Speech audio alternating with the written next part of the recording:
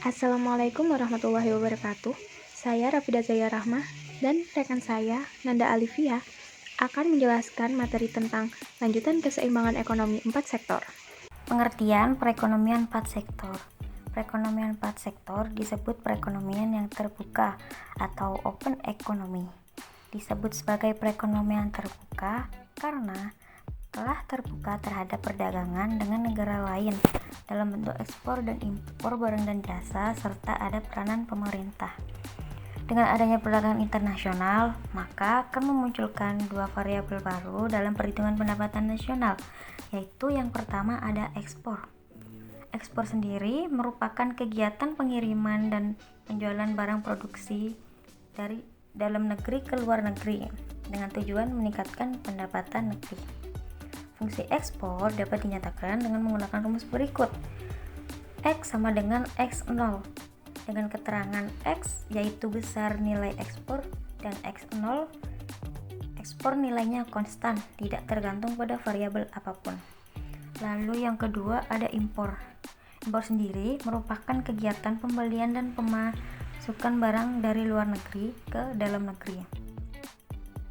Ini menimbulkan aliran keluar serta menurunkan pendapatan negeri. Dalam perhitungan pendapatan nasional dapat dinyatakan dalam persamaan berikut. M sama dengan M0 plus M dikali Y. Dengan keterangan M besar yaitu besarnya impor, M0 nilai otonom atau nilai impor pada pendapatan Y sama dengan 0. Lanjut ada M kecil yaitu marginal propensity to import dan Y yaitu pendapatan nasional. Selanjutnya, dalam perekonomian terbuka terdapat 4 sektor, yaitu yang pertama sektor rumah tangga, yang kedua sektor perusahaan, lanjut yang ketiga sektor pemerintah, dan yang terakhir ada sektor luar negeri atau ekspor impor. Selanjutnya, merupakan circular flow dari keseimbangan ekonomi 4 sektor. Dari diagram tersebut, terdiri dari 4 komponen, yaitu yang pertama, rumah tangga. Hubungan rumah tangga dengan perusahaan. Pada awalnya, rumah tangga menjual SDM yang dimilikinya kepada perusahaan. Dari interaksi antara rumah tangga dan perusahaan dipertemukan pada pasar tenaga kerja. Kemudian dari penjualan SDM tersebut, rumah tangga mendapatkan penghasilan yang terdiri dari sewa, bunga, upah, dan profit.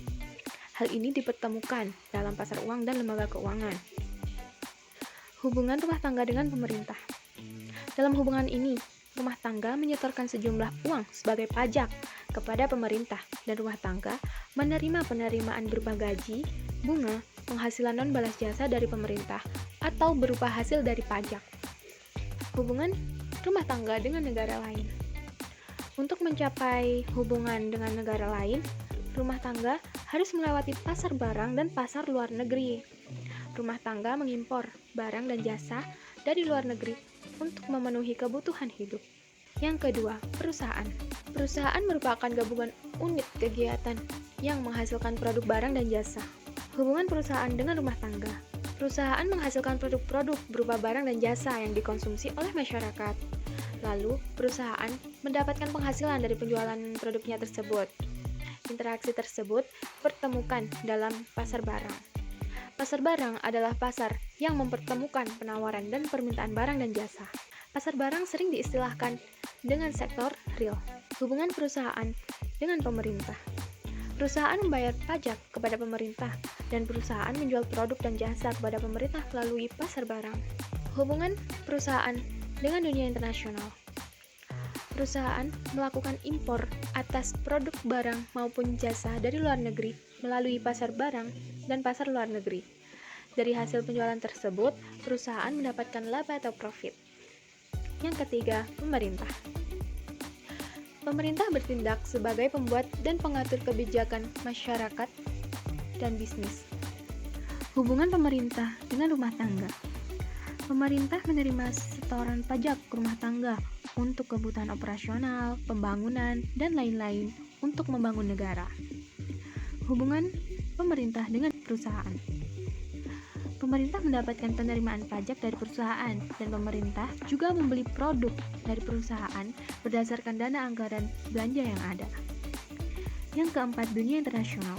Hubungan dunia internasional dengan rumah tangga. Dunia internasional menyediakan barang dan jasa untuk kepentingan rumah tangga yang dilakukan di pasar luar negeri. Dari pasar luar negeri masuk ke dalam pasar barang yang ada di dalam negeri, sehingga produk yang dihasilkan dapat dibeli oleh rumah tangga.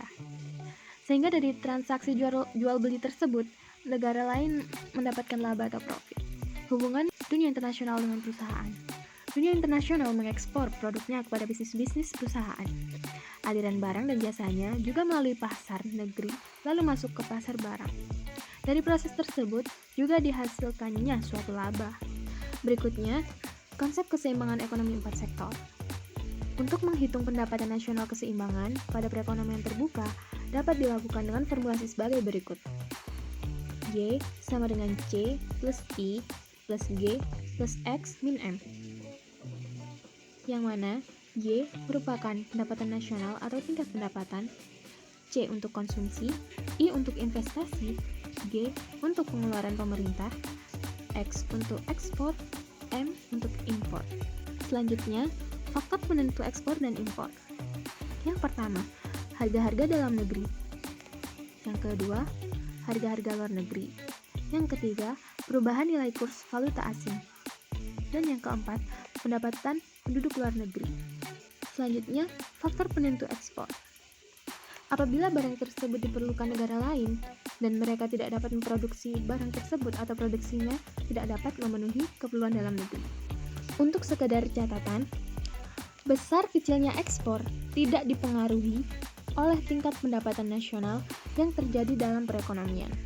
Jadi, selagi negara lain membutuhkan barang dari kita dan kita memiliki banyak produksi barang tersebut, saat itulah kita bisa melakukan ekspor kepada negara lain.